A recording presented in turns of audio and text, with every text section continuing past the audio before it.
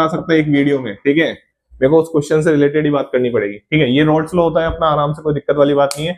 यहाँ पे प्योर ए का वेपर प्रेशर, प्योर बी का वेपर प्रेशर, ये मोल फ्रैक्शन ए की, मोल फ्रैक्शन बी की, और ये टोटल प्रेशर। बात समझ में आ गई? चलिए, ये बाइनरी सॉल्यूशन की हम बात कर रहे हैं, जिसमें हाँ सॉल्यूट और सॉल्वेंट की हम बात कर रहे हैं, दोनों ही वोलेटाइल नेचर के हैं, ये बात कर रहे हैं। चलिए, तो इसको तो मैं रफ कर रहा हूं, ठीक है। अब आपको बेसिक नॉलेज होनी चाहिए, मैं डायरेक्ट क्वेश्चन से रिलेटेड बात करने वाला हूं। चलिए, अगर मैं बात करूं, बेटा ध्यान से सुनना, अगर मैं बात करूं ग्राफ की, तो आपने ग्राफ देखा होगा।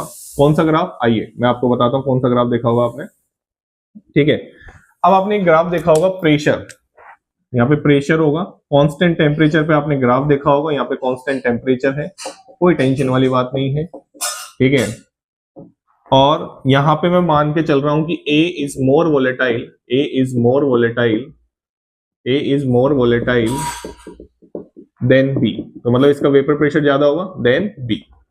तो अगर आपने देखा हो, ध्यान से देखा हो, तो आपको देखने को मिलेगा कि ऐसा कुछ लिक्विड कंपोजिशन के लिए ग्राफ जाता था। मैं डिटेल में नहीं जाऊंगा, मैंने पहले बोल दिया, ठीक है। ये आपका क्या हो जाएगा, XB कितना हो जाएगा, XB। अगर हम ध्यान से देखें तो यहाँ पे X से क्या हो जाएगा, अरे बोलो यार, यहाँ पे XB क्या हो जाएगा 1, ठीक है, और यहाँ पे अपना क्या हो जाएगा XB 0 ऑब्वियसली, तो मतलब X से कितना हो जाएगा 1।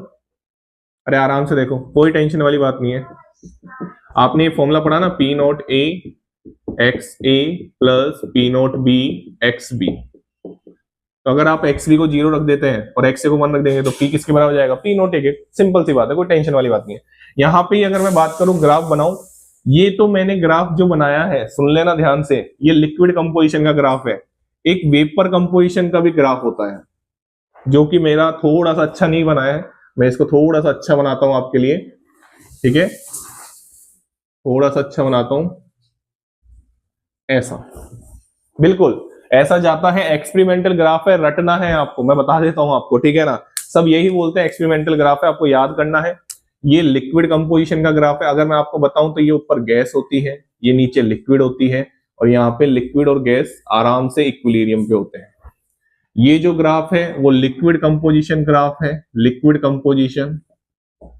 ये जो ग्राफ है वो वेपर कंपोजिशन ग्राफ है।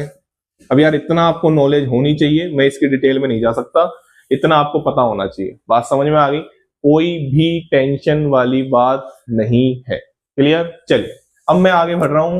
अब अगर मैं इसी ग्राफ, ये ग्राफ समझ में आ गया होगा, चलिए, ये जो नीचे वाला ग्राफ है वो कौन सा ग्राफ है, वेपर कंपोजिशन वाला ग्राफ है। अच्छा, इसको याद रखना बहुत आसान है, वेपर प्रेशर ज्यादा, ऊपर गैस आएगी, नीचे